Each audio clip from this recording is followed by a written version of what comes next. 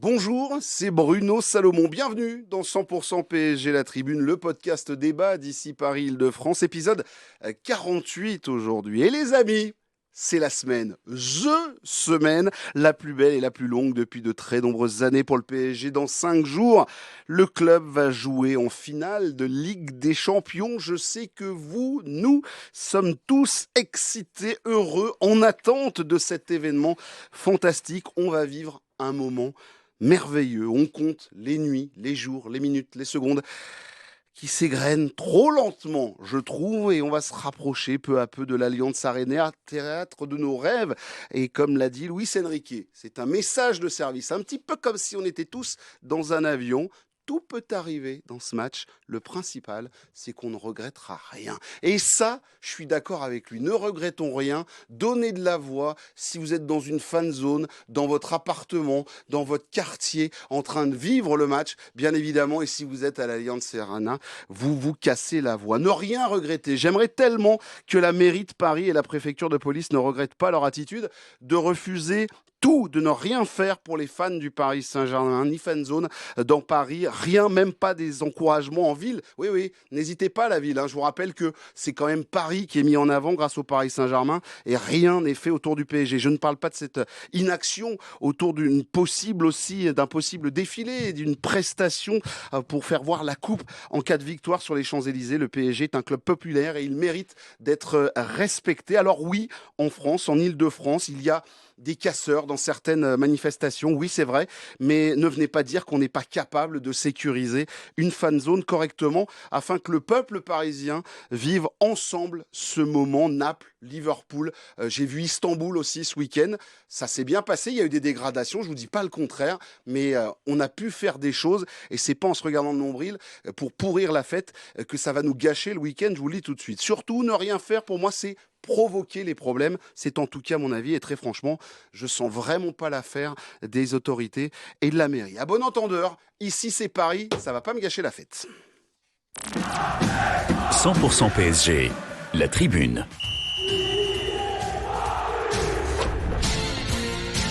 Au sommaire de la tribune, de cette tribune 100% PSG, Paris qui remporte sa 16e Coupe de France. Samedi, Paris a été intransigeant face à Reims, 3-0. Des enfants contre des adultes contre des enfants avec un super Bradley Barcola. On fera le j'aime pas autour de cette finale. On évoquera ensuite la prolongation de Luis Campos. Bonne ou mauvaise nouvelle pour le Paris Saint-Germain. On va aussi plonger ensuite avec gourmandise, ça va être bon, sur la finale de la Ligue des Champions, PSG-Inter. Qui est le favori de cette rencontre? On parlera d'un match dans le match, Donnarumma VS, j'aime bien mettre versus Sommer. Duel de géants, en tout cas, deux grands gardiens qui ont emmené leur équipe en finale de Ligue des Champions. Il faut quand même le souligner. Et puis on se posera cette question. Est-ce que toute la France doit encourager le Paris Saint-Germain, être derrière le PSG? Oui, si toi tu es de l'OM, tu encourages le PSG. Je suis pas sûr que ça soit la meilleure des idées. On va en parler, en tout cas, dans 100% PSG, la tribune. De ça et du reste, on en parle. C'est votre podcast. C'est parti. 100% PSG, la tribune. Qui compose l'équipe du jour? Jonathan Bensadoun de Canal Supporter est à mes côtés. Salut Jonathan. Salut Bruno, salut tout le monde. Ça doit être un peu l'effervescence à Canal Supporter en ce moment. Je vois des légèrement. vidéos qui sortent tout le temps là. Ça dégaine de la vidéo à tout va là sur Canal Supporter. On dort peu en ce moment, mais c'est pour la bonne cause. Ça va, on va pas s'en plaindre du tout. Départ prévu. Départ prévu jeudi. C'est Donc bon, on ça. organise aussi tout ça. Bref, on dort pas beaucoup en Il y a ce moment. plein de mais c'est choses à bien. préparer, effectivement. Alexandre Aflalo et Marc Méchénois, messieurs, bonjour. Bonjour. Oh, il fallait Bravo. attendre la fin de saison pour que Tic et Tac me fasse un bonjour parfait. C'est un signe, ça veut dire que le Paris Saint-Germain va gagner la Ligue des C'est Champions. ça, parfait. J'aime ce genre de signe, bien évidemment. Journaliste indépendant et spécialiste du Paris Saint-Germain, messieurs. Bienvenue les garçons. Juste avant de lancer et de se lancer dans les débats qu'on va vous proposer, je voudrais juste remercier nos internautes et surtout ceux et celles qui nous regardent sur YouTube, car ça a sacrément réagi. Je ne sais pas si vous vous rappelez, la semaine dernière, j'ai demandé de nous mettre les pays d'où on nous écoute. Alors, j'ai fait ma petite liste. Cameroun, Réunion, Mexique, Irlande, Bénin, Touquet. Oui, Séoul, Buenos Aires, Grenoble, le Texas, et j'ai aussi repéré l'Élysée. Oui, il y a quelqu'un qui nous regarde à l'Élysée. Et donc, je me suis dit, oh, ça peut pas être le président de la République, quand même, qui nous regarde pour rattraper un peu son retard autour de l'actualité du Paris Saint-Germain. Eh bien non, c'est Thomas que je salue. Thomas qui nous écoute donc de l'Élysée, grande classe. J'espère qu'il fait ça sur ses heures de pause, bien évidemment, je voudrais pas balancer. En tout cas, c'est la classe. Bien, merci pour tous vos messages, en tout cas, les amis. Et j'ai oublié plein d'autres pays, bien évidemment. Il y a aussi le Canada, il y a aussi, je me rappelle avoir vu la Suisse. Bref, il y en a de partout pour nous écouter dans cette tribune 100% PSG. Voilà pour les remerciements, les gars, on est parti pour le j'aime pas de la finale de la Coupe de France, doublé de Bradley Barcola, Achraf Hakimi, une Coupe de France à sens unique, une équipe de Reims qui s'est regardé les pompes, qui s'est fait prendre de vitesse, tout était trop fort pour eux, très clairement, pour cette équipe de Reims. On attaque avec toi, Alex, D'accord. pour ton j'aime, s'il te plaît. T'en parlais il y a quelques secondes. Je pense que le doublé et la passe décisive de Bradley Barcola sont de très très bon augure pour l'autre match qui nous attend dans 5 jours maintenant. C'est un joueur qui était un petit peu... je trouve un petit peu en dedans depuis justement le début d'année, qui a été un peu en dessous de ses partenaires sur le très gros temps fort du Paris Saint-Germain depuis début 2025 et qui gentiment là depuis quelques jours, semaines revient à son meilleur niveau. Et là contre Reims, il a été très bon. Son premier but est d'une très grande justesse, que ce soit l'appel, que ce soit la frappe, tout est très bon.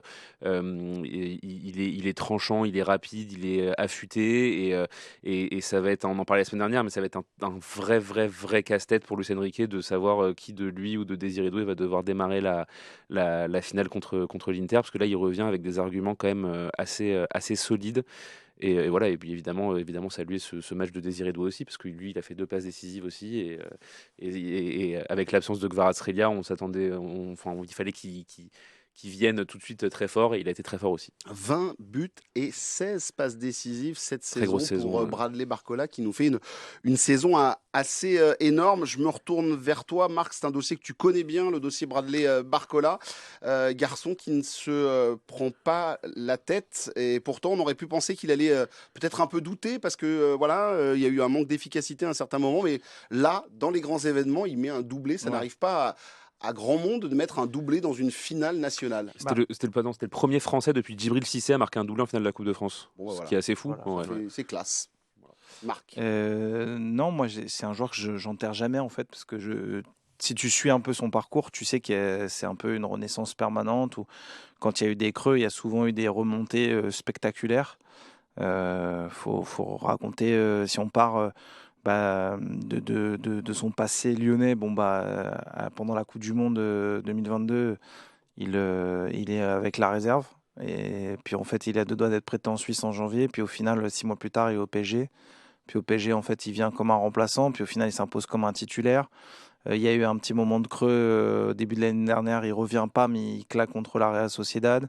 Pareil, début de saison, Tony Truant, petit moment de creux, ça repart. Là, petit moment de creux, et avant la finale, il marque les esprits. Donc, c'est assez caractéristique de ce joueur de remettre des coups de collet au moment où il faut, ou quand il a eu un petit coup de mou. En tout cas, ce qui est sûr, et je vais rebondir, et j'ai vu le pas de côté que tu me proposais, Alex, et je vais me retourner vers toi, Jonathan, mais c'est vrai que on a aussi Désiré Doué. Ces deux-là ont des choses à jouer, bien évidemment. Barcola a marqué, et Doué, lui, on lui dit à 15 minutes d'un coup d'envoi d'une finale de Coupe de France, au fait, ça va pas, Kvara, des maux de tête, s'il te plaît, tu prends la place. Et il nous fait, lui, un match là aussi extraordinaire avec 2 passes décisives. Ouais, mais c'est à souligner l'excellent travail de Luis Enrique. C'est que maintenant, honnêtement, lorsqu'on a un absent, on n'a plus peur. On n'a plus peur. Kvaratskhelia, qui fait partie de tes leaders quand même de cette équipe de 2025, il est absent de dernière minute. Honnêtement, j'ai vu l'absence.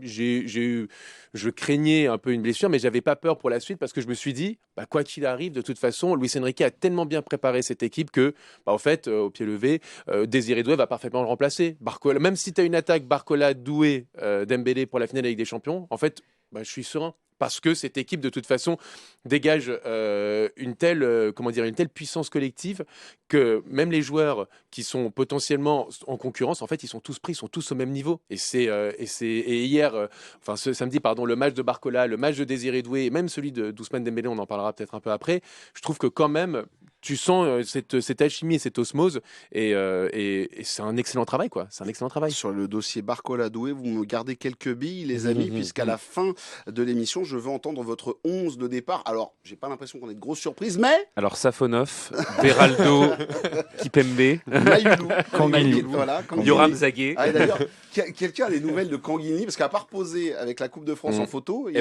titulaire samedi, voilà. C'est ça. C'est ça la La surprise. grosse surprise. La grosse surprise.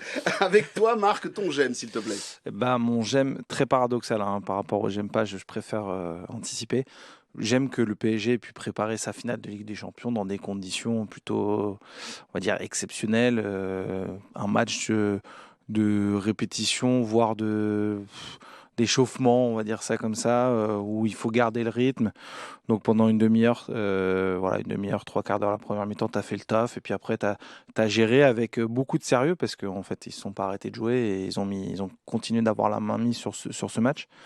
Voilà, c'est ce que je retiendrai, et c'est ce que j'ai aimé, c'est que tu sors de là, pas de pépins physiques, tranquille, tu as un titre de plus, et puis voilà. C'est vrai, Alex, qu'elle a été... Alors, face à Auxerre, en championnat, quand il fallait faire la fête, ils ont été aussi sérieux. Et là, très franchement, Reims n'a pas vu le jour, n'a pas respiré. Alors, on a bien senti qu'ils se regardaient les pompes d'entrée, parce qu'eux, ils jouent leur maintien avec les barrages. Mais Paris ne leur a laissé à aucun moment un centimètre. On en parlait avant l'émission, c'est-à-dire que c'est impressionnant le niveau d'intensité physique, de hargne, le fait que même à 3-0, tu as constamment 2 ou 3 joueurs sur le porteur de ballon pour venir faire un pressing étouffant. Et même si c'est Reims, et que Reims effectivement a fini 16e de Ligue 1 et qui sont en train de jouer leur vie, leur maintien face à Metz la semaine prochaine, le PSG prend ça comme n'importe quel adversaire. C'est une équipe qui... Enfin, en fait, c'est une qualité derrière laquelle on a longtemps couru, mais c'est une équipe qui ne sait pas se déconcentrer. C'est une équipe qui ne sait pas prendre un match par-dessus la jambe. Si elle se déconcentre, elle prend un but. Oui, non, mais c'est ça. C'est la sanction, c'est dès que tu as un saut de chaîne, bam. C'est ça, en fait, on l'a tellement vu, mais surtout en Ligue des Champions cette saison, face à Aston Villa, face à Liverpool, face à l'Atlético Madrid, face à même un peu en début de saison. C'est une équipe qui a appris à ne jamais baisser son niveau d'exigence, et même contre Reims, on a vu, en finale de la Coupe de France, c'était une finale, c'était un trophée à aller chercher, c'était un match, et moi je suis d'accord avec ce que dit Marc, c'est-à-dire qu'en fait tu as préparé cette finale de Ligue des Champions dans les meilleures conditions possibles. Alors je ne suis pas sous pression, mais ce soir et aujourd'hui on enregistre ce podcast, c'est Roxane qui est aux manettes, et juste derrière Roxane, il y a Pia Clément qui écoute, qui observe, et samedi soir, sur notre antenne, Pia Clément que vous retrouvez dans 100% PSG le mag, mais aussi à 18h15 sur notre antenne pour tout savoir sur l'actualité du Paris Saint-Germain. Pia nous disait que Luis Enrique même travaillait sur ce match avec ses longs ballons dans le dos de la défense, travaillait des choses pour le match de la semaine prochaine. On s'est fait une répétition générale tout en travaillant grandeur nature. Est-ce que tu as eu cette impression-là aussi, Jonathan ? Et je trouve que même, j'ai eu complètement cette impression-là, et je trouve que c'est la préparation... Tu fais bien, parce que sinon après elle peut s'énerver si tu valides pas. Je valide parfaitement, Pierre. Voilà, je te regarde.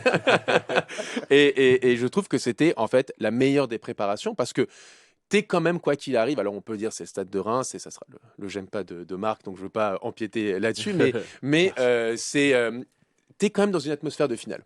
Quoi qu'on en dise, il y a quand même tout un protocole, t'es dans un autre stade, t'es dans un autre environnement, t'as une remise de coupe à la fin, tu as tous les délégués, tu as tout ça. Donc, je trouve que même pour ça, c'était la préparation parfaite, parce que tu t'es déjà mis dans un mood de finale.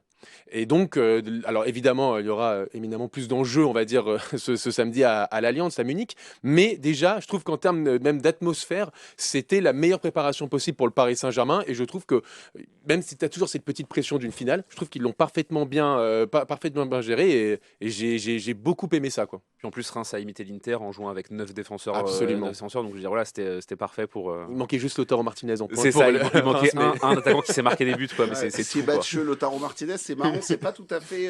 c'est pas le même... Oui, on peut faire des parallèles comme ça toute la soirée. Ça va pas être...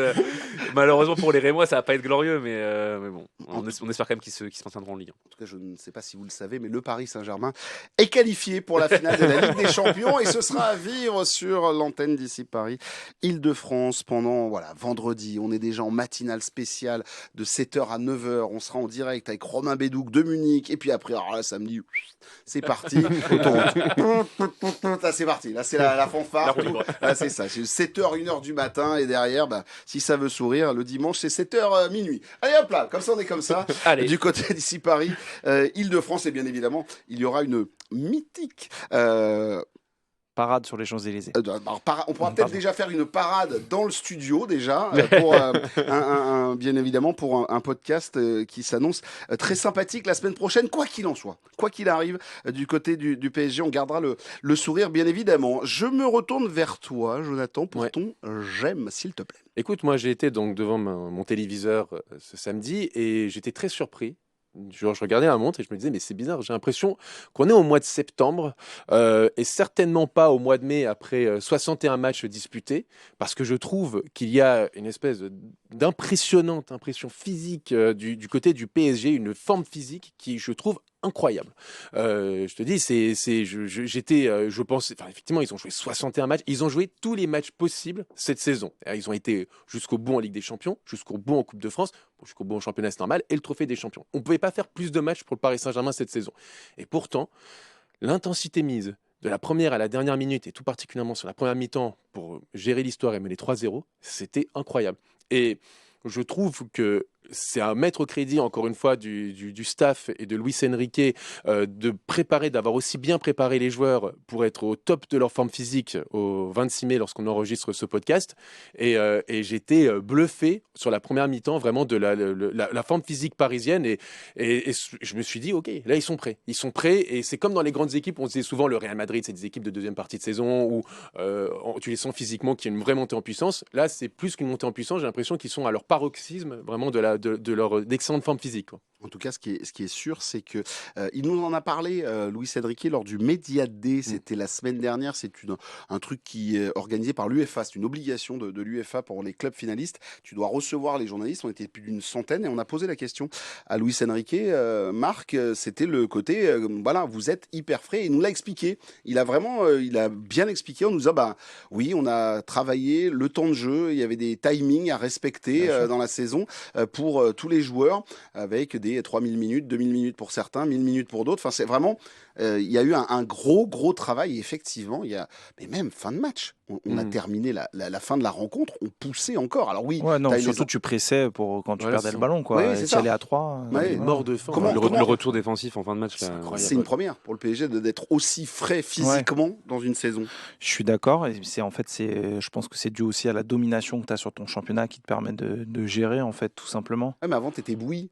T'étais quand même bouilli, même si t'étais en championnat, parce que t'avais tout le temps mis les mêmes joueurs. Là, t'as fait un turnover. Ouais, mais là, en fait, c'est ça. Donc, ton championnat te permet, avec l'avance que t'as, et dans cette fin de saison très particulière, de pouvoir faire tourner. Et puis, quand tu as un match où tu joues pas, où tu vas jouer qu'une demi-heure, ça te permet aussi de te régénérer, de garder le rythme. Je sais que, en interne, il y a une étude très minutieuse des états de forme. Quand tu joues, c'est aussi pour dire, évidemment, il y a un 11-12 qui se dégage, mais quand tu joues ou que des joueurs sont laissés au repos, tout est étudié sur les charges de travail, sur d'éventuels petits pépins physiques qu'il ne faut pas aggraver. C'est aussi ça qui a changé, parce qu'avant, on pouvait souvent insister, un garçon comme Presnel Kimpembe, s'il en est là où il est aujourd'hui, c'est parce qu'il a aussi trop poussé sur des blessures qu'il a eues depuis l'Euro 2021, par exemple. C'est aussi un truc qui a changé au Paris Saint-Germain, et je trouve que c'est beaucoup plus sain, en fait. Et en fait, en parlant de Presnel Kimpembe, il y a eu une très belle image pour ceux et celles qui ne l'ont pas vu, mais on l'a commenté sur notre antenne. C'est Luis Campos qui a pris très longuement dans ses bras Presnel Kimpembe qui lui a parlé. Alors je ne sais pas ce qu'ils se sont dit, mais il y avait un truc. Autant il a fait des accolades à tout le monde, mais autant auprès de Presnel Kimpembe, il a eu un long discours. Alors c'est peut-être pour lui dire, au fait, je voulais te dire, on se voit la semaine prochaine pour qu'on discute. Je ne sais pas. Tu passeras dans mon bureau. Mais en tout cas, c'était vraiment assez fort comme image pendant le tour d'honneur des joueurs du PSG. Alex, ton j'aime pas, s'il te plaît. C'est un j'aime pas qui est un tout petit peu sévère parce qu'il n'a pas fait un mauvais match, loin de là, mais je suis un tout petit peu peiné, on va dire, par la maladresse devant le but ces dernières semaines et derniers mois d'Ousmane Dembélé. Et encore une Ouh là fois, là ouais, bonjour Ouh Monsieur là Salomon. là Et encore une fois, voilà, il a pas impacté cette finale. En tout cas, il a pas marqué dans cette finale. Et la statistique, c'était toi, Jonathan, je crois qu'il envoyait depuis Ouais, 2 mois. Il a marqué 3 buts, dont 2 contre Dunkerque. exactement. Voilà, c'est un peu. En fait, c'est. Dont un contre Arsenal. Oui, et un contre Arsenal. Oui, donc ça fait. Oui, Oui, voilà. Donc, il est quand même pas accessoirement. mal celui-ci. Oui, Monsieur Salomon, ne me faites pas dire ce que j'ai pas dit. Non, mais surtout, Vous en fait. êtes en train de dire qu'Ousmane Non, mais Dembélé est pas sur- très en Non, forme. mais surtout, en fait, enfin, j'ai commencé par dire, le premier mot que j'ai dit, c'est très sévère. Et surtout, je veux contrebalancer immédiatement. C'est-à-dire qu'effectivement, en fait, Ousmane Dembélé nous a tellement habitués en début d'année 2025 à des standards incroyables. Il nous a fait miroiter ce Ousmane Dembélé parfait, absolu, qui marquait 40 buts par saison. Et en fait, là, c'est un peu redescendu. Et en fait, vu que c'est monté très vite et redescendu très vite, on a un peu ce sentiment de ah, bah, il est passé où, Ousmane? Et puis en même temps, pour rejoindre un peu ce que disait Jonathan tout à l'heure, est-ce que c'est vraiment si grave?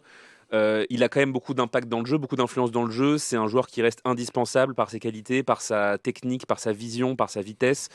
Et surtout, il n'est pas indispensable au rendement offensif de l'équipe dans le sens marquer des buts, puisque en fait on a bien vu que là même sans Ousmane Dembélé ait participé à la création d'un but samedi soir, le PSG a gagné 3-0. Désiré Doué a brillé, Bradley Barcola a brillé, Achraf Hakimi a brillé.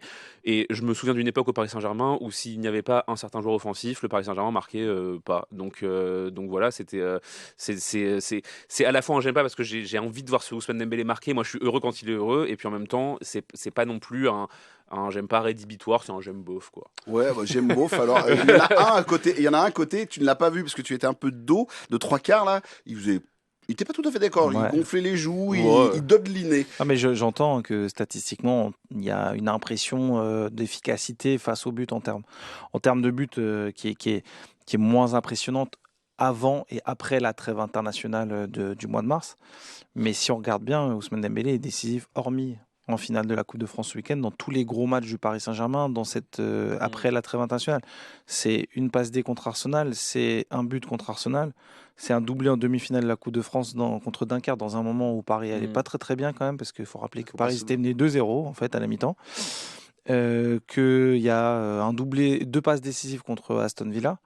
Donc globalement, en termes de statistiques, hormis cette finale de la Coupe de France, dans les matchs qui ont compté dans cette deuxième partie de saison, il a été là. Et puis, il y a aussi des matchs où il n'a pas été sur la feuille de match, donc il a fallu le reposer. Donc je pense qu'il y a une gestion du staff. Il y a aussi une gestion de lui-même. Il se connaît parfaitement bien. Quand tu as été aussi souvent blessé avant d'arriver au Paris Saint-Germain, tu apprends à connaître ton corps, tu connais ta mécanique, tu as des ressentis. Bon, il y a des moments où tu sais que tu dois forcer, d'autres tu dois pas forcer. Et en fait, Ousmane Dembélé, je pense qu'il est en gestion et il a une chose en tête, c'est samedi.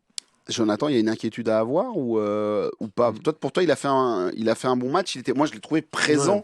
Effectivement, tu sentais qu'il y a des moments, il se touchait le mollet, touchait la cuisse. Mais effectivement, en gestion plus qu'autre chose. Ouais, bah moi c'était aussi un peu mon j'aime pas entre grands guillemets, hein, vraiment à modérer. C'était effectivement 3 buts sur les 11 derniers matchs, toutes compétitions confondues. Mais comme l'a dit Marc et il a raison, c'est qu'il est décisif ailleurs, il est décisif dans le jeu, il est décisif par les passes décisives. Je pense quand même que c'est important d'avoir une espèce de valeur sûre quand même offensivement où tu te dis il y a des soirs où ça rentre pas pour des joueurs qui ont pas peut-être le goût du sang, j'aime le dire, dans la bouche quand t'es attaquant, t'es un requin. Et c'est vrai que dans ce genre de situation, il faut quand même un mec qui soit un peu, parfois, ta valeur sûre pour marquer.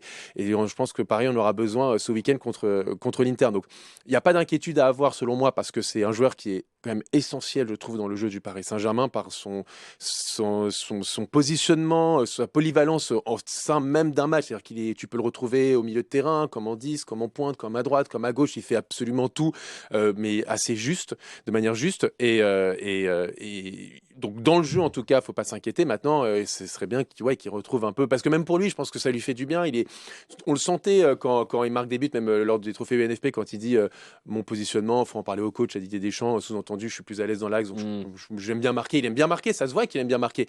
Même pour lui, j'ai envie de dire, moralement, je pense que voilà, on sent qu'il a envie de marquer. Il a pris cette habitude, cette bonne habitude. En tout cas, une chose est sûre, ce sera. Moi, je suis Simone Inzaghi. Tu poses le papier là, du côté de l'Inter, et tu te dis bon, alors Ousmane Dembélé, peut-être que un peu moins, mais là, t'as Barcola, donc t'as Doué, t'as Kvara. Enfin, c'est un peu dans sa tête, ça doit être un peu Matrix, ça se dit. Ce sera Kvara déjà. Oui, non mais, non, mais ce que je veux dire par là, je pense que celui qui a le plus l'expérience de Inter Milan déjà, c'est Kvara.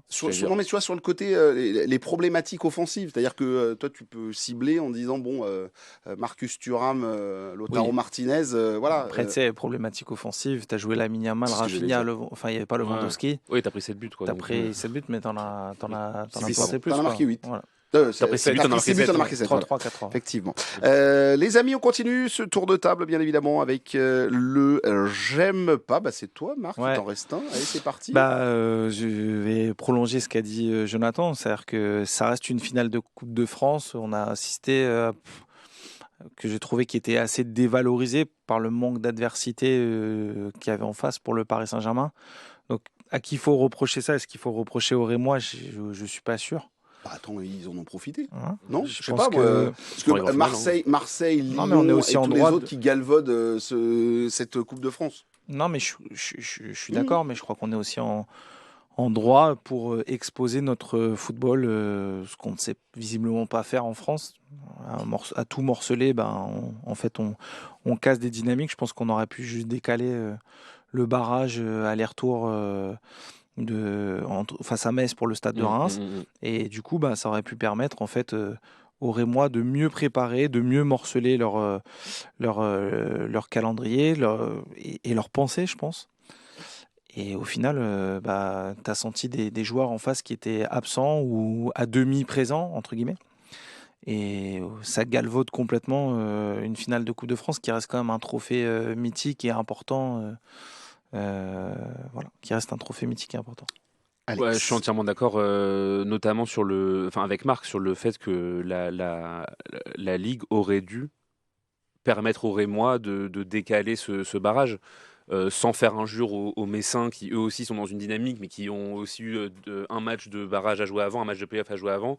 Je pense qu'en fait on peut, comme la Ligue a su adapter pour les demi-finales européennes récemment pour les clubs français son calendrier, aurait dû pour cet événement très particulier, je pense, pour les Rémois dans leur histoire récente, leur permettre de pouvoir préparer à fond cette finale, de pouvoir aussi avoir l'esprit clair, parce qu'en fait quand on y repense, c'est lunaire d'avoir une finale de Coupe de France entre deux barrages de maintien, quoi. Et surtout que le premier barrage, le barragé, c'est pas très bien passé parce qu'il y a eu un partout et que du coup tout est encore très ouvert, très indécis. Ces pauvres Rémois, à un moment donné, on en a parlé dans l'émission, ils avaient forcément un choix à faire, et je pense que quand tu dois choisir dans quelle bataille mettre tes forces, tu vas peut-être les mettre dans ton maintien en Ligue 1 qui va t'assurer peut-être une survie financière et footballistique, plutôt que le mettre dans cette finale de Coupe de France qui est contre un adversaire en plus disons-le franchement, qui est largement supérieur sur le papier. Donc tu dis... Voilà, quoi. Donc c'est vraiment dommage sur ce calendrier-là, quoi. C'est vrai que c'est dommage. En tout cas, ce qui est sûr, c'est que tu t'es retrouvé avec Reims parce que les autres n'ont pas fait les. Ça c'est clair. Non, mais c'est sûr. Et ça arrive tous les ans, mais. Oui. Mais de plus en plus d'ailleurs. Il y a un moment donné, maintenant, tu commences à avoir un ensemble de cas problématiques dans ton calendrier. Tu dois anticiper que pour la prochaine saison, tu dois faire autrement pour le barrage, quoi. Mais tu sais heureusement que le Paris Saint-Germain se fait sa Coupe de France, parce que ton championnat aurait pu s'arrêter. Bien sûr. Et tu aurais pu avoir 15 jours de battement avec ta finale de la Ligue des Champions. Ça aurait pu être là Bien aussi sûr, un autre problème. Mais à noter, juste par rapport à ce que tu disais, à noter que même cette année, tu regardes la tête des quarts de finale de Coupe de France, tu n'as plus aucun gros club à part le Paris Saint-Germain. Tout à fait. Non, mais je vois le parcours justement de Reims. En fait, en 16e, déjà, ils éliminent Monaco. En 8e, ils jouent au Bourgoin-Jallieu. Pourquoi ? Parce que Lyon se fait sortir par Bourgoin-Jallieu. Et même en quart de finale, ils jouent contre Angers. Et Angers, le tour d'avant, ils avaient sorti Strasbourg. Strasbourg qui était quand même une belle équipe de Ligue 1 cette saison. Donc en fait, à chaque tour, ils auraient pu tomber contre des gros. Mais ces gros-là, ils s'étaient tombés au tour précédent. Donc c'est pour ça. En rappelant que cette équipe était passée 3 fois au tir au but. Ouais. C'était un peu leur spécialité. Bon, et franchement, la Coupe de France, ça, c'est fait. Parce que je vous le rappelle, on est qualifié pour la finale de la Ligue des Champions et ça se joue samedi. Ce sera à vivre sur notre antenne sur ici Paris-Île-de-France. Les amis, c'est une information qui est tombée, c'était jeudi dernier. Notre conseiller sportif, Luis Campos, a donc prolongé avec QSI. C'est important à souligner, c'est une petite particularité que l'on a découverte pour 5 ans jusqu'en 2030. Je vous la pose très rapidement, cette question, la prolongation de Luis Campos. Est-ce que c'est une bonne ou mauvaise nouvelle pour le Paris Saint-Germain? Est-ce qu'il fallait que ça se termine ou est-ce qu'il fallait continuer absolument comme c'est en train de se passer? Juste un message, je n'ai plus le nom de l'auditeur. Je vais te mettre un tacle, Marc. J'ai quelqu'un qui m'a écrit en disant « Ah bravo !» Je vais revenir la semaine là-dessus. dernière, Marc Méchénois a annoncé qu'il allait partir. Non, j'ai pas annoncé. J'ai dit que c'était bizarre que au 19 mai, il n'y a rien annoncé. Alors, j'ai pas son prénom, mais il va dire. Mais il a raison. Bim, j'ai pris. Il a raison. Je me retourne vers toi, Jonathan. Oui. Bonne ou mauvaise nouvelle, cette prolongation? Alors, avec QSI, il va être en charge il va être conseiller sportif de toutes les activités autour du sport de QSI et donc avec un gros dossier, le Paris Saint-Germain, qui sera bien sûr imputé. Alors moi je trouve que c'est une excellente nouvelle pour que ce soit le duo Luis Campos-Luis Enrique. Parce que Luis Campos seul, je trouve que le bilan est quand même très mitigé. Mais depuis vraiment Luis Campos et Luis Enrique travaillent main dans la main, où vraiment on a l'impression que Luis Campos va chercher juste les joueurs demandés par Luis Enrique, et ça marche super bien. Et on l'a vu sur l'année, sur le mercato de 2024, estival 2024 et hivernal 2025. Ce binôme marche super bien. Donc c'était complètement illogique, j'ai envie de dire, que Luis Campos ne prolonge pas dans ces conditions-là, vu quand même le succès de cette saison et de ce binôme. Donc moi, ça me paraît tout à fait logique et c'est une bonne chose. Marc, pourquoi 5 ans? C'est long? Ouais, c'est long. Parce que en fait, je sais pas si c'est pour des questions, tu vois, de contrat où tu peux étaler une rémunération ou si en fait, faut aussi voir les projets qu'a le Paris Saint-Germain et QSI, c'est-à-dire de se développer en tant que franchise sportive. Et donc, il est question du rachat de Malaga. Il y a des problématiques administratives, notamment autour d'une décision de justice en Espagne qui doit permettre ou non le rachat de ce club. Il y a Braga aussi, donc il y a un développement important et on le voit bien en fait. Ce qui marche aussi dans le football, c'est pas l'immédiateté, c'est le temps long. Donc je pense qu'un contrat sur un temps long, c'est assez important. Et après, moi, je voudrais aussi rebondir sur ce qu'a dit Jonathan. Je suis assez d'accord. Moi, j'ai eu des doutes autour de Luis Enrique, franchement, au début de saison. Mais il y a une seule chose qui m'a fait me dire qu'il ne fallait pas que ça s'arrête. C'est que enfin, au Paris Saint-Germain, il y avait un duo, un tandem, voire même un trio, parce qu'avec Nasser Al-Khelaifi, ça se passe très bien, qui était très clair, avec des prérogatives bien démarquées. Tout le monde est dans son couloir. Voilà, et ça fonctionne bien. Et en vrai, pourquoi aller tout défaire alors que tu sais que la recette où tu défais tout, pour replacer des hommes qui ne s'entendent pas, ça ne marche pas, ça n'a pas marché, on le sait, on l'a vécu. Et donc, moi, je suis assez content que Luis Campos, enfin assez content. Je trouve ça tout à fait normal et logique qu'il prolonge et son binôme et la complémentarité dans le recrutement qu'ils ont avec Luis Enrique, c'est impeccable. Sur le terrain, ils nous ont fait voir aussi qu'ils étaient complémentaires. On les a vus là samedi, bras dessus, bras dessous, en train de blaguer, heureux, avec un énorme sourire. C'est vrai qu'on imaginait mal que ça se termine en fait au vu de la relation avec Enrique et de ce qu'ils ont mis en place. Cette année, c'est un sans faute sur le recrutement. Oui, je pense que c'était dans l'intérêt du Paris Saint-Germain de... Il y a un mois de la fin du contrat, ça peut être bazar avec le mercato qui démarre. C'est clair, c'est clair, et c'était dans l'intérêt du Paris Saint-Germain qui a, comme le disait très justement Marc la semaine dernière, du coup, avant de dire que c'était bizarre que Luis Campos n'ait pas prolongé. Mais c'est qu'il s'est passé passé des choses. C'est très bizarre. Marc et Méchenois, tu avais entièrement raison de dire ça la semaine dernière. Très complexe. Si on sort tous les trucs qu'on a sortis un peu en saucisse, on peut nous. C'est une autoroute de la saucisse. Non, mais ouvrir un magasin. Au demeurant, c'était une réflection qui était très juste au moment où Marc le dit la semaine dernière. Et il avait dit effectivement autre chose qui était intéressant, c'est qu'en fait le Paris Saint-Germain a bétonné cette année tout un tas de contrats pour ces joueurs ou ces dirigeants importants, enfin dirigeants au sein de Luis Enrique, et que donc voilà. En fait, il y a quand même une logique par rapport à, en tout cas, pour les joueurs, on sait que ça peut toujours bouger, que ça peut toujours changer, que les aléas du mercato pour les joueurs, c'est toujours beaucoup plus volatile, on va dire. Mais pour tout ce qui est dirigeant, à un moment donné, si c'est pas cassé, pas la peine de le réparer, quoi.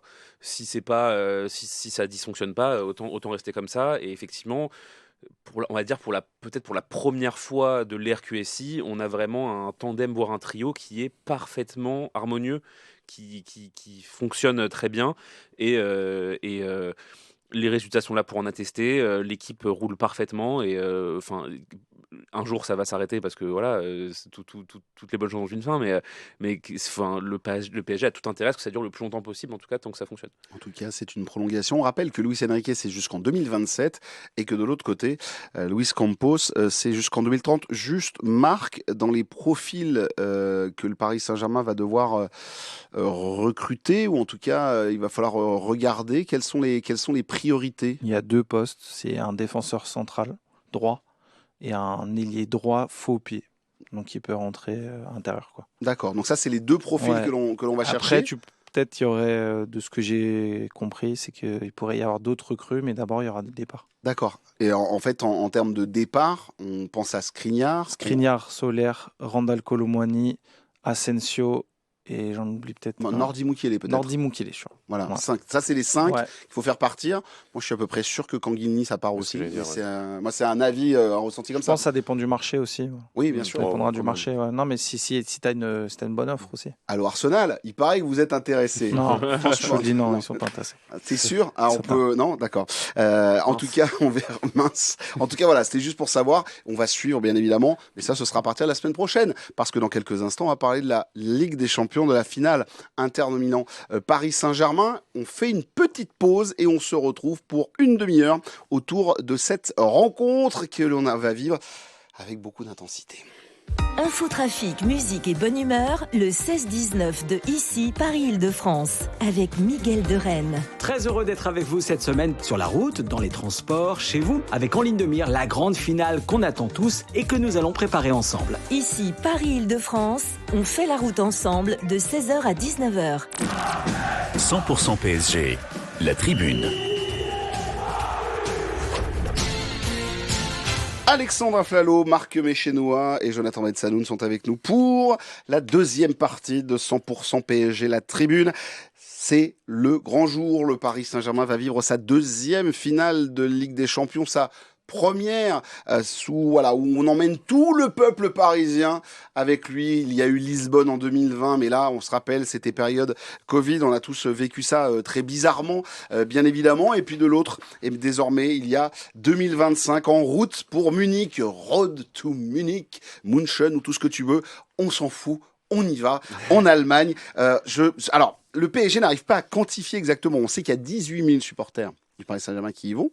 Et ensuite, derrière, ils n'arrivent pas à quantifier de savoir le nombre de personnes qui vont quand même à Munich, simplement pour se poser dans la fan zone, chiller le samedi et se faire le match et faire la fête ou pas dans les rues de Munich après cette rencontre qui s'annonce historique. Oui, Marc. Moi, j'ai même des copains qui n'ont pas les billets, mais qui ont réservé l'hôtel et le billet d'avion dans le cas où ils pourraient trouver une place en dernière minute, tu vois. Ouais, parce qu'en fait, en gros, il y a des gars qui tentent de vendre des billets entre 3 000 et 4 000 euros là en ce moment. Mais... Et ils se disent que si à 24 heures du match, bah, c'est pas, ça va tomber, le prix va tomber et donc là, ils vont pouvoir y aller et monter dans l'avion qu'ils ont réservé. Il faut que tu me présentes tes copains. Ça va faire un excellent sujet pour l'antenne d'ici Paris, Île-de-France. Les amis, Paris Saint-Germain, Inter, Milan, l'équipe de l'Inter qui a fini son championnat. Alors eux, ils nous ont vite fait comprendre, hein. L'équipe C, Z, ils ont bazardé le match parce qu'ils avaient compris que Naples serait champion, que c'était foutu pour eux. Ils terminent à la seconde place de ce championnat d'Italie, de Serie A. Ils sont en finale. Bien évidemment, ils ont éliminé Barcelone. Ils ont franchement un parcours assez impressionnant là aussi.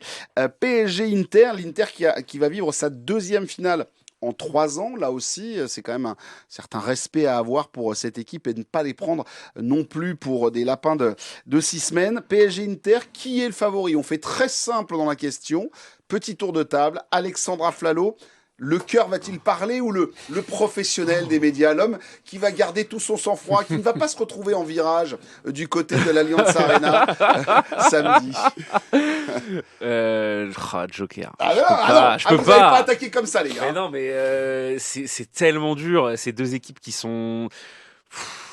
Ok, c'est vraiment c'est pas grave. C'est pas le cœur qui parle, mais objectivement, la manière dont j'ai vu l'Inter se comporter face au FC Barcelone, je pense que le PSG footballistiquement a un tout petit avantage dans le sens où offensivement c'est dangereux pareil, on va dire, que le Barça. Il y a des vraies similitudes dans la façon d'attaquer, dans la façon de représenter un danger constant du mouvement, etc. Et juste derrière, je pense que c'est beaucoup plus solide que le FC Barcelone. Oui, on défend mieux. J'ai du mal à voir.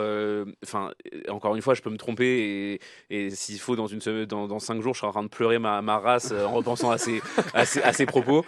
J'ai du mal à voir le PSG prendre 3 buts contre l'Inter. Par contre, je vois très bien le PSG en mettre 3 à l'Inter. Mais c'est peut-être de la confiance mal placée. Mais j'ai le sentiment que le PSG a un tout petit avantage footballistiquement. Après, je pense que psychologiquement, l'Inter est peut-être un peu plus costaud, un peu plus solide. C'est une équipe qui, comme tu le disais, a déjà joué une finale de Ligue des Champions il y a 2 ans, qui n'a pas tant bougé que ça depuis. Il y a quand même beaucoup de joueurs qui étaient là il y a 2 ans et qui vont être là samedi. C'est hyper serré. Et en fait, ce qui est encore plus dur, pardon, et je finis rapidement là-dessus, c'est que en fait, c'est pas comme tous les ans où tu as le Real ou Liverpool ou machin, où tu as des très très grosses cylindries qui arrivent en finale. Là, c'est vraiment 2 outsiders, quoi. Oui, mais 2 outsiders qui ont travaillé et qui sont des équipes. Alors oui, mais naturellement, mais ça c'est vrai pour toutes les équipes qui ont joué toutes les finales de Ligue des Champions depuis la nuit des temps. Mais c'est deux équipes qu'on ne voit pas gagner au début de la saison. Et du coup, c'est 2 outsiders qui vont un peu se chamailler pour voir qui va être le meilleur outsider, quoi. Face au sommaire, Pavard, Acerbi, Bastoni, face à Dumfries, Barella, ou encore Çalhanoğlu, Mkhitaryan, Di Marco, Thuram et Lautaro Martinez. Voilà, ça c'est fait. J'ai fait une belle caillade. Lautaro Martinez, c'est bon. Mon Marc, Paris est favori? Non, pour l'expérience, déjà, quand tu vas 2 fois en Ligue des Champions en 3 ans, pour moi, c'est avec un effectif qui a très peu bougé aussi, ça, il faut le dire.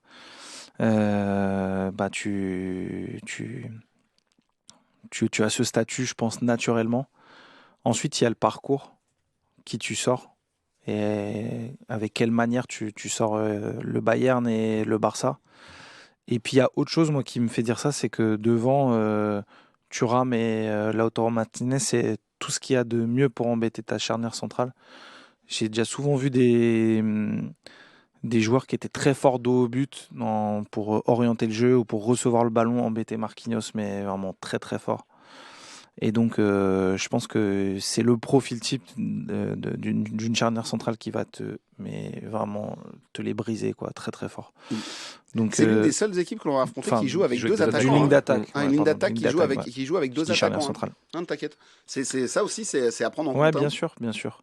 Après, est-ce que cet effectif est pas un peu vieillissant? Où va en être Benjamin Pavard? Parce qu'on rappelle qu'il est un peu blessé. Et je crois que ça fait un petit moment qu'il a pas joué. Alors, je sais pas si je dis une bêtise ou pas. Faut me corriger. Non, il n'y a pas un certain encore. T'as Acerbi qui a 31 ans à peu près. Non, qui a 37 ans. C'est un 88 comme moi. Son but. Merci. Son but. Franchement, qu'est-ce qu'il fout là, à ce moment-là? Ouais. Non, mais face au Barça, moi je suis désolé, c'est ça aussi. C'est irrationnel. C'est irrationnel. Il est au premier poteau en train de la reprendre, et puis alors là, cette frappe. Enfin, ce match était génial, de toute façon, j'ai adoré cette demi-finale entre le Barça et l'Inter. Juste rapide, et après je m'entends une parenthèse, parce que pour aller dans la continuité de ce que disait Marc et confirmer ce que je disais tout à l'heure, j'ai le 11 de City Inter devant les yeux. Là, 7 joueurs sur 11 sont encore dans le 11 aujourd'hui. Ouais, Dumfries, Di même 8, Marco. Au début du match, Martinez, Di Marco, Çalhanoğlu, Barella, Dumfries, Bastoni, Acerbi. Faut quand même et les autres, c'est Dzeko, Brozovic, Darmian et Onana. Et je pense que ça compte en fait. Moi, je pense que le vécu dans une compétition, ça compte. C'est clair. À fond. Je pense que par exemple Paris cette année ils ne se sont pas trompés en demi-finale de Ligue des Champions et que le vécu de leur année dernière il est majeur. Donc là, en fait, on va peut-être payer pour apprendre. Non, en je train ne de dis me pas dire. qu'on va payer pour apprendre, Ah, mais je pose la question. ça, c'est, à pour l'inverse, moi, t'as déjà eu pour des moi équipes, c'est forcément quand tu as l'expérience, que tu as déjà fait quelque chose et que tu vas devoir le refaire ou te reconfronter à cette même étape, le fait de l'avoir déjà appréhendé, d'avoir appréhendé la préparation d'une finale, les minutes qui précèdent, le coup d'envoi, les 15 premières minutes d'un match, tu sais à peu près comment ça se déroule. Et comme c'était il n'y a pas si longtemps, bah, ça reste quand même un peu assez frais dans ta mémoire. Tu peux te appuyer sur cette expérience. Oui, 2 Alex. secondes, en 2 secondes, j'avais cet exemple-là en tête, mais on a déjà vu 2 une secondes, équipe. Jonathan, on revient Non, tout mais de c'est suite. parce que hein. Jonathan, excuse-moi. Mais moi, je pense, Liverpool. j'ai en tête aussi la Juventus il y a 10 ans, qui a fait 2 finales en 3 ans, qui a perdu les 2. Et donc, en fait, il y a aussi ce truc de l'expérience, évidemment, te donne un avantage, on va dire, avant, sur le papier, mais sur le terrain, ça peut être aussi Il y a une autre histoire. Liverpool récemment. Et Liverpool Ils récemment, qui a perdent aussi perdu contre le 2 Real finales. et la regagne après contre Tottenham. Ouais. La fraîcheur, là, en tout cas, l'insouciance du Paris Saint-Germain qui arrive là-dedans. Ils sont très peu à avoir vécu une finale de Ligue des Champions, bien évidemment.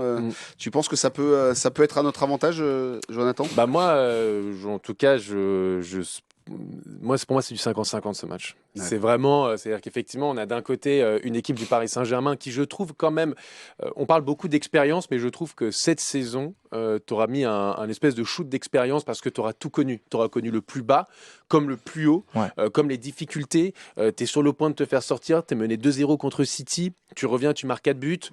Contre Aston Villa aussi, tu prends une tempête pas possible, mais tu arrives à tenir. De l'autre côté, tu connais le Saint Graal avec la victoire à Anfield. Tu bats aussi Arsenal à l'Emirates. Le retour, tu as un premier quart d'heure très compliqué. Finalement, tu arrives à gagner derrière. Bref, j'ai l'impression que cette saison aussi pour le Paris Saint-Germain, c'est une vraie préparation à une finale de Ligue des Champions. Parce qu'en fait, tu auras eu non seulement un parcours hyper compliqué, et surtout que émotionnellement, tu n'auras pas eu cette saison où tu roules un peu tout le temps sur tes adversaires, et derrière, quand tu es face à une difficulté, bah, tu ne sais pas vraiment comment la gérer. Là, tu as tout connu. Donc en soi, en finale, tu vas connaître des moments difficiles, mais tu les auras connus, ces moments difficiles. Tu les auras vécus à Birmingham, au parc contre Arsenal, même des moments cruels contre Liverpool, contre l'Atlético. Bref, tu as tout connu. Donc je pense que c'est ça. Mais de l'autre côté, tu as une équipe d'Inter qui, déjà, la saison dernière, quand elle se fait sortir au tir au but contre l'Atlético, c'est une énorme surprise. Ça faisait partie des outsiders. Et pareil, dès les huitièmes, pour moi, c'était une des équipes les plus sous-cotées de la compétition.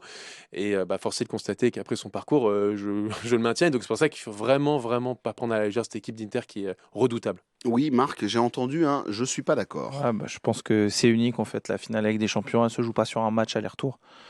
Et en fait, quand tu encaisses un but ou que tu es dans une difficulté, si à un moment donné tu as un temps fort mais que tu n'arrives pas à le basculer, tu n'auras jamais l'occasion de rattraper le truc. Donc, ça reste assez unique et tu as déjà vu des équipes se décomposer ou pas avoir le niveau qu'elles ont affiché, la dynamique, parce que tu arrives dans une fin de saison aussi. La dynamique sur 90 minutes qui a été celle de leur saison, de leur seconde partie de saison ou des matchs qui ont précédé cette finale. Donc moi pour moi c'est vraiment l'Inter a ce petit avantage et je pense qu'il faut rester prudent. Après je suis quelqu'un de cool. mais prudent. Mais tu sens quand même un peu le stress à 5 jours là? Moi je suis cool. Surtout que j'ai 10 heures de route à me taper avec l'autre là, ma gauche. Quel chacal. Voilà. Alors qu'il t'a trouvé la place, Ouais. alors qu'il C'est s'est battu pour C'est toi. vrai. C'est vrai qu'en plus, il faut raconter le truc, c'est que j'étais pas non plus, j'étais là, t'es sûr. Il m'a dit, après il m'a rappelé, il m'a dit c'est bon, j'ai pris. Allez, Tu vas venir avec moi. Et je l'ai remercié, après je lui ai dit t'as bien fait, bien, merci, franchement, merci. Vraiment, en plus, ça va être bien le petit road trip là, ça va être sympa. Ça va être sympathique. On rappelle juste quand même que cette équipe de l'Inter, c'est quand même 3 Ligues des Champions dans l'armoire à trophées, 64, 65 et 2010, et 3 Coupe de l'UEFA et Ligue Europa, 91, 94 et 98. Par contre, si tu me demandes qui va être favori en tribune, je t'annonce tout de suite, on va les éteindre. Bien sûr. Voilà, ça j'aime. Mais oui, ça va se passer comme ça effectivement pour le Paris Saint-Germain. On va être très nombreux. Oui, Alex, tu voulais rajouter quelque chose? Je vois la main se lever. Non, j'étais en train de remettre ma moustache en place. Je suis juste en train de regarder. On rappelle juste le parcours de cette équipe de l'Inter Milan.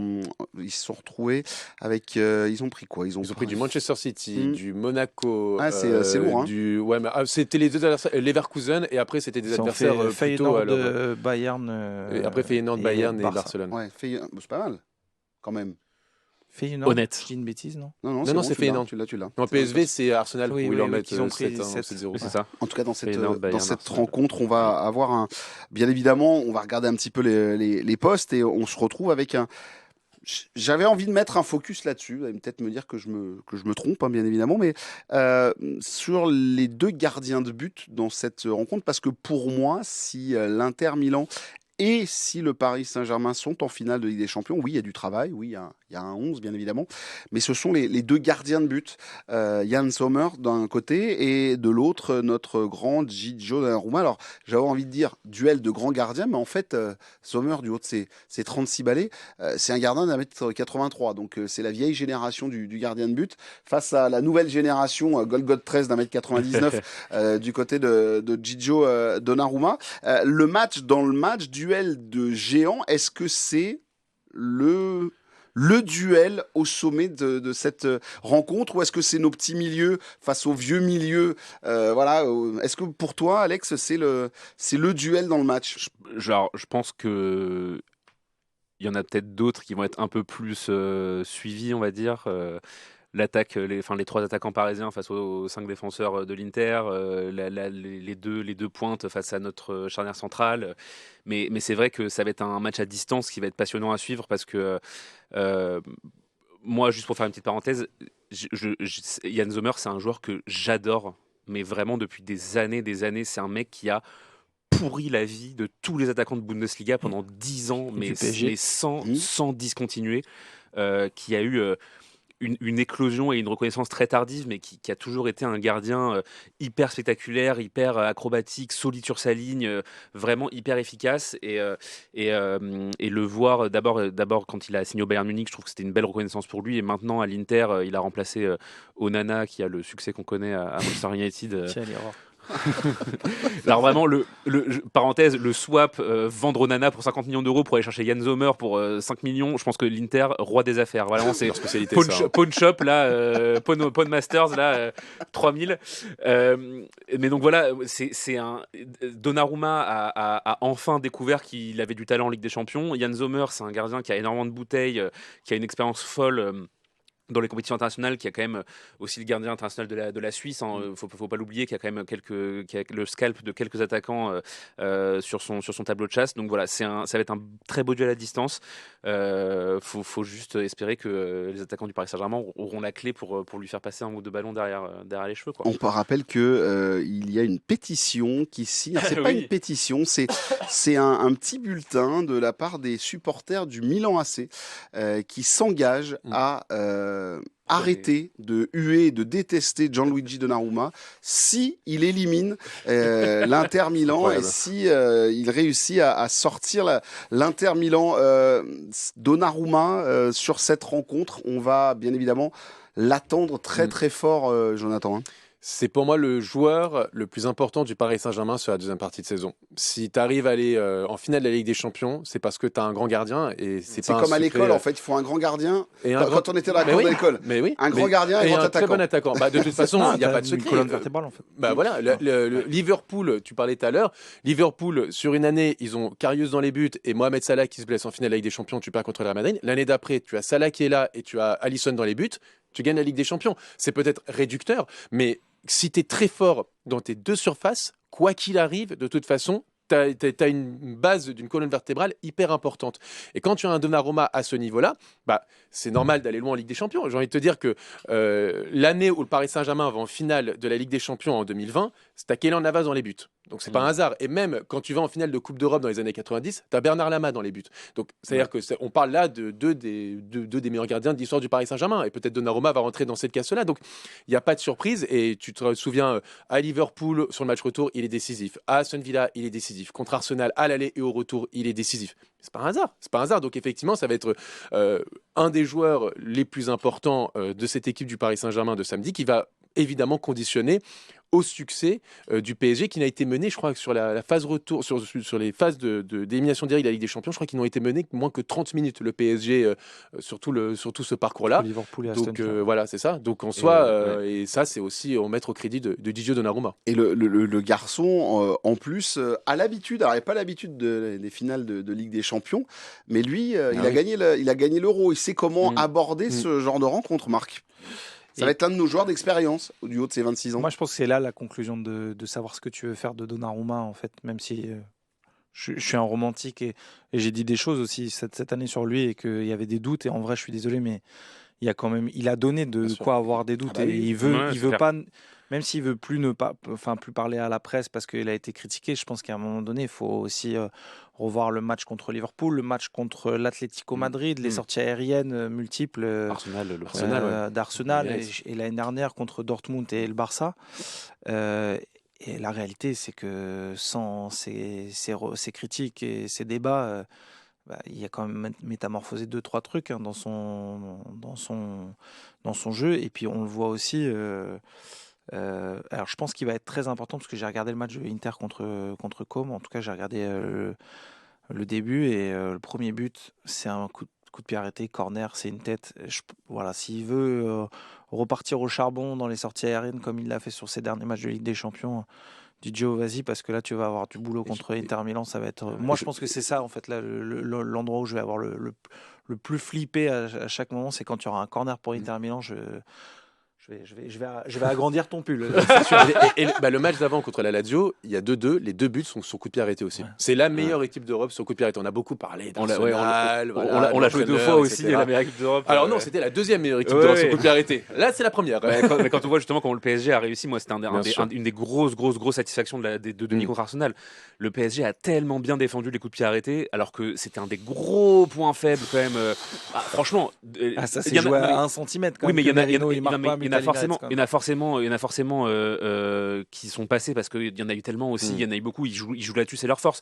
Mais 9 sur 10, à chaque fois, le PSG très bien organisé, très bien machin. Moi, franchement, c'était une de mes grosses satisfactions de ces demi-finales. Après, effectivement, c'est clair que s'il y a une faille dans la défense ou de périté, tu vas prendre un but et ça c'est clair et net.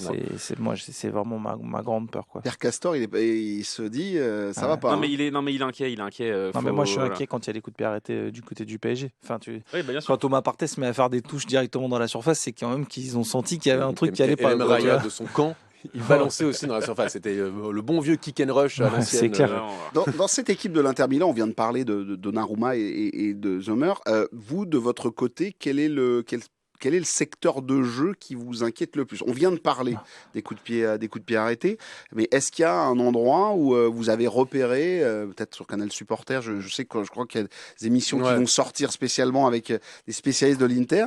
Est-ce qu'il y a des choses que vous avez repérées dans ce qu'ils font? On rappelle que cette année, ils sont à peine à 6-7 défaites, ils ont encaissé très peu de buts, ça défend très fort. Enfin, s'en méfier. C'est en fait une équipe qui a une réputation d'équipe défensive qui n'est absolument pas le cas. C'est la 4e défense de Serie A et c'est la meilleure attaque de Serie A. Donc c'est une équipe offensive, c'est une équipe qui a encaissé, si je dis pas de bêtises, 9 buts sur les 4 derniers matchs de Ligue des Champions. Mais elle en a marqué 11. Mais qu'il en avait encaissé que 2 sur toute la phase de groupe. Un seul but. Ouais. Mais parce qu'effectivement, c'était sur la première partie de saison. Là, sur la deuxième partie de saison, c'est 10 buts encaissés sur les phases d'élimination directe. Et surtout, c'est beaucoup de buts à chaque fois. Donc, c'est une équipe... paradoxalement, c'est une équipe un peu fofolle. On l'a vu de toute façon contre l'Inter, on l'a vu aussi contre le Bayern. Quand ça se projette, c'est pas la manière d'un Atlético Madrid à la Simeone où quand même il faut bien bétonner. C'est quand ça se projette, ça va à 1000 à l'heure vers l'avant. À 1000 à l'heure et il monte à 3, 4, 5, 6. Donc ça, il va falloir vraiment gérer ça du côté du Paris Saint-Germain. Et puis c'est létal. C'est une équipe, et c'est ça qui me fait le plus peur. J'avais vu ça. Ils ont 48% d'efficacité devant le but, c'est-à-dire que dans les tirs cadrés, le ratio tir cadré but, c'est 48% d'efficacité. 1 sur 2, quoi. C'est 1 sur 2 sur les phases d'élimination directe. C'est tout simplement impressionnant et c'est une équipe qui est létale devant le but, donc il va falloir vraiment, au-delà de, parce que tout le monde a cette image effectivement du catenaccio, équipe défensive. Non, c'est une équipe qui est très forte aussi offensivement et pour moi c'est ma plus grande crainte, quoi. C'est vraiment offensivement. Et il y a cette stat en demi-finale de Ligue des Champions, je voudrais juste la rappeler. Face au Barça, aller-retour, 9 tirs cadrés, 7 buts. Voilà pour l'affaire. T'as Ouais, réagi, Marc. En même temps, Ouais. t'avais le tabac de Fleury Oui. qui était ouvert la veille pour Cessny là, donc excuse-moi Marc. C'est vrai que non mais on en parlait. Tu peux pas aller loin avec sans un grand gardien et Chesney il est gentil mais il est nul.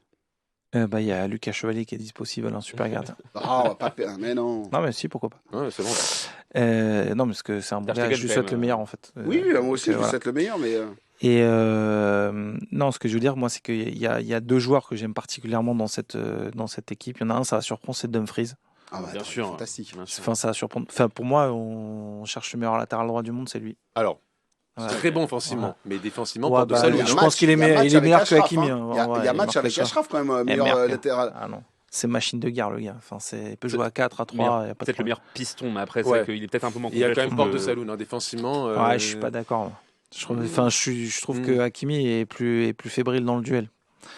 Mais Il faut un kilo de bon, moins, quoi. j'espère. Voilà. Et puis après, il y a Nicolo Barella au milieu. Enfin, c'est un artiste, quoi. Capable de prendre la pression, d'orienter le jeu. Et je pense que voilà, si tu veux contrecarrer un peu le truc, bon, après, c'est bizarre, hein, leur profil de milieu de terrain, c'est un peu. C'est assez homogène, en fait, Çalhanoğlu et Mkhitaryan. Après, il faut aussi voir. Hein, bon, c'est une équipe qui est pas là par hasard, mais je pense que s'il la gagne pas cette année, tu vois, c'est fin de cycle derrière, quoi. Enfin, Ouais. Bah oui puisqu'en plus Inzaghi est attendu en Arabie Saoudite à première vue. Ouais, il franchement. signe là-bas. c'est ça, tu vois, quand je vois sortir ce genre de nouvelles, je me dis, putain, quelle bonne nouvelle. Pourquoi? Bah, pour préparer une finale, c'est quand même Ouais, pas c'est idéal, ouf. quoi. Enfin, J'avais Ah pas oui. vu passer ça, mais c'est ouf en vrai que déjà le mec va se barrer. Ça sera après le. Il sera Après le mondial des clubs. Après le mondial des clubs. Ouais. Il jouera là-bas, ce qui est quand même effectivement assez improbable. Et ça peut mettre on va dire un jeton dans la tête de ces joueurs. Les copains, sur le 11 de départ du Paris Saint-Germain, sur cette rencontre, on glisse vers le PSG. Alors juste, moi, il y a quelque chose qui m'a surpris. Je ne sais pas ce que tu en penses, Alex, mais ce PSG qui se prend 2 jours de repos. Là, aujourd'hui, on est lundi, on enregistre lundi, qui s'est pris dimanche lundi, qui te dit on ne va rien changer, pas de mise au vert, rien C'est du classique. tout. Mais c'est très mais- bizarre. Mais bravo. pourquoi changer? Bah, je sais pas, je Pourquoi demande. changer? En fait, Mais en plus, pourquoi on en parlait tout à l'heure. En vrai, Bruno, on en parlait tout à l'heure. C'est à quel point c'était bien géré les temps de repos, la gestion de la fraîcheur physique, etc. Et surtout, moi, c'est un truc aussi sur lequel j'ai beaucoup insisté. Psychologiquement, tu prépares une finale. En fait, t'as pas besoin de te dire, oh là là, c'est une finale. Oh là là, faut qu'on change tout. Ouais. Oh là là, faut qu'on fasse un truc spécial. Oh là là, machin. Non, c'est un match. Très bien. C'est un match, 90 minutes face à une autre équipe. C'est un système que tu connais. Tu vas pas bousculer tout ce que tu as fait depuis le début de saison, bonsoir, qui fonctionne parfaitement jusqu'ici, sous prétexte que c'est un match plus important que les autres. Tu fais exactement pareil que ce qui a marché avant. Lucas Hernandez nous l'a dit en sortie de Coupe de France, il a dit tranquille, lui il a l'habitude, il en a déjà joué une de finale, il a dit il faut surtout rester calme et ne pas voilà, partir dans tous les sens, bien se reposer, c'est ce que va faire le Paris Saint-Germain. Ouais, Dis-moi. Moi, je Marc. pense que c'est hyper important pour la fraîcheur mentale que tu puisses vivre le truc un peu normalement. Voilà, Joao Neves ira promener son chien, tout comme Fabien Ruiz. Gonzalo Ramos ira faire les échographies pour son petit bébé. Pareil pour Lucas Hernandez. Voilà, une petite vie normale, tranquille. Et je pense qu'en vrai, ta finale de Ligue de Coupe de France, t'as pas fait un super focus sur Reims. T'es plutôt déjà orienté depuis un petit moment sur ta préparation de finale des Champions. Et dans ce que Luis Enrique propose en séance, il doit certainement y avoir déjà la projection sur cette finale C'est de la clair. Ligue des Champions. Donc, C'est clair. à mon sens, 2 jours de repos, ça fait aussi du bien aux têtes. Et les joueurs parisiens qui décolleront vendredi matin pour Munich, qui ensuite auront conférence de presse le soir. Le PSG est en conférence de presse à 20h15 du côté de Munich. On est ravis là-dessus. Merci l'UEFA. Je salue Louis de l'UEFA qui nous écoute, qui écoute cette émission.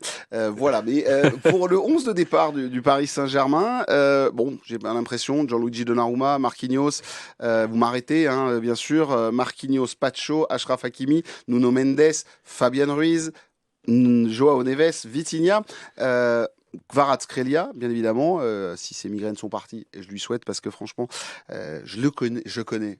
Je suis avec toi, mon petit Glisha. Et du côté de l'attaque, Ousmane Dembélé. Et là, question, Barcola ou Doué? Je l'ai déjà posé la semaine dernière, mais là, on se fait le 11, donc j'en En fait, attends. il va falloir voir surtout, il est face à qui. Donc normalement, ça devrait être Di Marco.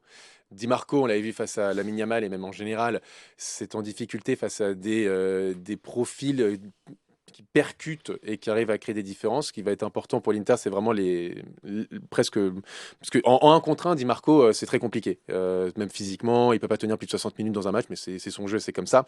Donc il va falloir mettre le joueur qui va lui mettre, entre guillemets, le plus de tempête. Vraiment pour que derrière, en fait, ça libère donc une place presque pour un défenseur qui va venir l'aider, donc laisser des espaces pour un autre joueur. Qui aujourd'hui va mettre la plus grande tempête à Di Marco? C'est ça le vrai débat.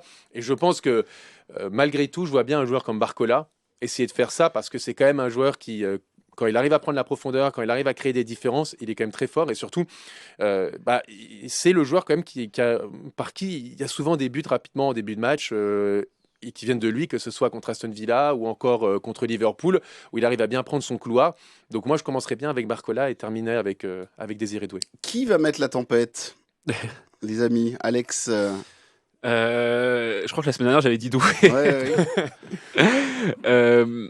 En fait, peut-être que justement la Coupe de France a mis des doutes. En fait, ce qui est intéressant aussi dans ce que disait Jonathan, c'est que en fait, je trouve que c'est limite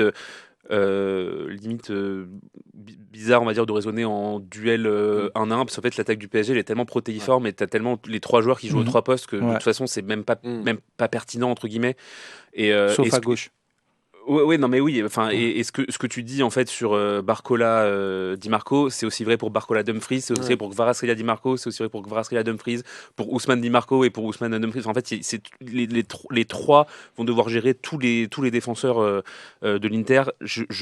En fait, moi on va dire j'ai réfléchi en lequel aura le plus d'impact aussi défensif et lequel est le meilleur super sub. Et je pense effectivement que c'est peut-être plus cohérent aujourd'hui de démarrer avec Barcola, qui aura peut-être un repli défensif plus rapide, plus impactant, plus sérieux, et Désiré Doué qui va pouvoir apporter quelque chose de nouveau et de plus frais en sortie de banc à la 60e, 70e. Donc voilà, moi effectivement je dirais plutôt Barcola aujourd'hui, tout en étant de toute façon certain que peu importe qui de l'un ou de l'autre va jouer, ça sera très bien. Marc, je ne vais même pas te poser la question. Non mais moi pas plus, pas moins. Pas plus, pas moins ton copain, parce que moi je vais te poser une dernière question, il nous reste 5 minutes à vivre. Alors j'en ai parlé dans mon propos pour commencer, bien évidemment, sur les problèmes d'organisation autour d'une fan zone dans Paris et autres, mais moi j'avais juste envie de vous poser la question, parce que hier j'ai entendu quand même Zizou nous dire qu'il allait encourager le Paris Saint-Germain et qu'il était derrière l'équipe française. On a eu Basile Boli, Jean-Pierre Papin. Basile Boli vient de Romainville. Voilà, mais c'est ça, effectivement, c'est la famille. Et donc, je me suis posé juste la question, mais très rapide, je fais un tout petit tour de table avec vous. Est-ce que toute la France doit-elle encourager le Paris Saint-Germain? Est-ce qu'on a envie d'avoir tout ce peuple français derrière le PSG, ou est-ce que c'est une belle utopie qui fait juste vendre un peu de papier, mon Marc? Évidemment, je le dis. Évidemment, comment tu veux que Bien sûr que la France encourage le Paris Saint-Germain. J'espère qu'il n'y aura pas de célébration à Marseille, parce que en cas de défaite, moi je le dis franchement, quand je suis dans ma télé et qu'il y a Lille, Marseille, Lyon, peu importe le club qui joue en Coupe d'Europe, je supporte ce club français en fait. C'est pas, ça a toujours été comme ça et c'est plus fort que moi. Je suis pas partisan. Et puis en plus, il faut aussi savoir, voilà, c'est un truc de supporter, cette rivalité Paris-OM, parce qu'en fait, c'est ça en toile de fond, le vrai débat. Mais entre les dirigeants, il y a une très bonne relation entre les dirigeants du Paris Saint-Germain et les dirigeants de l'OM, entre les joueurs du Paris Saint-Germain entre les joueurs du Paris Saint-Germain et les joueurs de l'OM. Il y a de bonnes relations. Voilà, il n'y a qu'entre supporters où ça se passe pas bien et où ça a été. Il y a quelque chose de culturel et de longue date, mais la réalité, et puis même, je veux me dire, entre journalistes de l'OM et du PSG, on va boire des coups après les matchs. Un jour, je vous raconterai le trophée des champions à Tunis. C'était le PSG-OM. Et j'ai découvert le départ. Et en fait, là, c'est encore la vieille époque. Et donc, il y avait les journalistes de Marseille qui s'étaient mis dans un coin, dans un bus. On était dans un bus avec tous les journalistes. Et on ne se met pas avec les journalistes parisiens, pas question et tout. Ah, mais les gars, détendez-vous, on est entre gentlemen. Est-ce qu'il faut que toute la France soit derrière le PSG ou c'est une vaste utopie, mon Alex? Moi, non. Toi, t'en as pas envie? Non, mais en fait, c'est même pas la question d'en avoir envie ou pas, c'est qu'en fait, tu ne pourras pas empêcher les gens qui détestent le PSG de supporter l'Inter samedi. Donc ça, il faut l'accepter. Coucou Mohamed Eni. Lui, il a vu plus de matchs du PSG que de l'OM ces dernières années. Enfin, bref. Le seul truc, moi, que j'attends, effectivement, c'est en cas de victoire du Paris Saint-Germain, qu'il y ait au moins des félicitations unanimes mais des institutions. Mais en fait, comme le disait Marc, c'est-à-dire qu'en termes de relations entre les institutions, tout se passe bien. Maintenant, non, je n'attends pas à ce que le peuple marseillais dans son ensemble soit pour le PSG. On a bien vu les reportages dernièrement, les maillots de l'Inter sont en rupture de stock à Marseille. Tous les mecs disent ah non, c'est pas possible. Enfin, en fait, il y a une fierté et un clubisme qui est trop profondément ancré pour le changer maintenant. Maintenant, franchement, ça m'en touche une sans faire bouger l'autre. Bon, visiblement, ça existe ailleurs, puisque les supporters de Milan AC veulent que Gigi Donnarumma de la même manière que lorsque l'OM a été en finale d'Europa League, j'ai pas croisé beaucoup de Parisiens qui étaient pas pour l'Atlético, tu vois. Donc moi j'avais dit m'en fous. Mais voilà, non, mais c'est une indifférence. Dans une période où en fait ton football va pas hyper bien, c'est important qu'on soutienne, au-delà du Paris Saint-Germain, on soutienne notre football, je trouve, le football français, quoi. C'est d'ailleurs le propos, je crois, de Papin qui a dit ça suffit, on se fait tellement allumer par tout le monde parce que notre foot est nul et qu'on gagne pas de Coupe d'Europe, il faut en gagner quelques-unes pour. C'est bien qu'on arrête de nous appeler à Farmers League, quoi que je trouve ça un joli pied de nez, quoi. Ouais, moi je l'aime bien. De toute façon, on va le garder ce nom.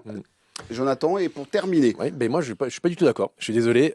Pour moi, un pays de football, c'est un pays où il y a des rivalités et des oppositions. Moi, quand je vais en Angleterre, je suis désolé, je vois pas beaucoup de supporters de United heureux quand Liverpool gagne la Ligue des Champions, ou même des supporters d'Arsenal. Je pense qu'il y a beaucoup de supporters d'Arsenal qui ont, qui ont célébré. De toute façon, c'était United ou Tottenham. De toute façon, ils étaient contents. Ils étaient pas là à dire c'est cool pour le football anglais. On a les supporters d'Arsenal, c'est le club qui a gagné la Ligue Europa, c'est le club qui déteste le plus. Donc non, mais bien sûr, ce que je veux dire, c'est que tu vois pas un supporter d'Arsenal se dire cool, on a une finale 100% anglaise en Europa League. Je pense qu'ils sont dégoûtés et je pense que c'est ça un grand pays de football. Un pays de football, c'est bien sûr dans des compétitions internationales où tu es derrière ta nation, parce que c'est l'équipe de France et là ça représente la France. Là, c'est pas pareil, c'est territorial.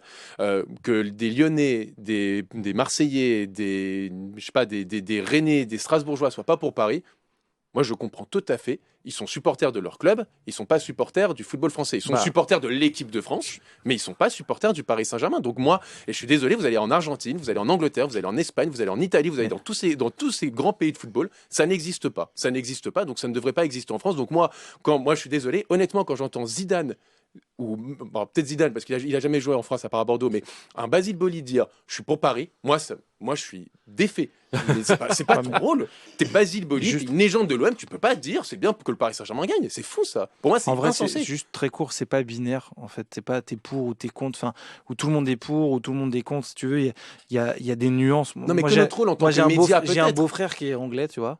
Je passe le bonjour à Louis. Et en fait, tous les matchs du Paris Saint-Germain, il les a vus parce que c'était contre des équipes anglaises et il a supporté toutes les équipes anglaises. Je connais pas. Et les supporters d'Arsenal, il a supporté Liverpool, il a supporté Aston Villa, puis il a supporté. Parce qu'il voulait voir Paris tomber. Bien sûr, parce qu'il est pour les équipes de son pays. Donc, si tu veux, il y a des gens qui ont cette pratique-là du supporterisme, et puis il y en a qui en ont une autre.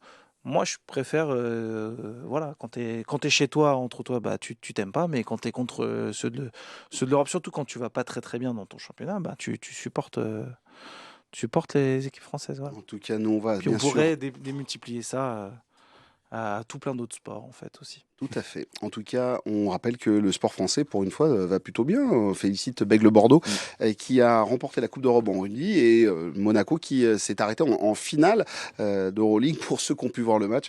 Parce que ça, c'était un petit peu plus compliqué, mais ça, c'est autre chose. Les amis, il est temps de se dire au revoir.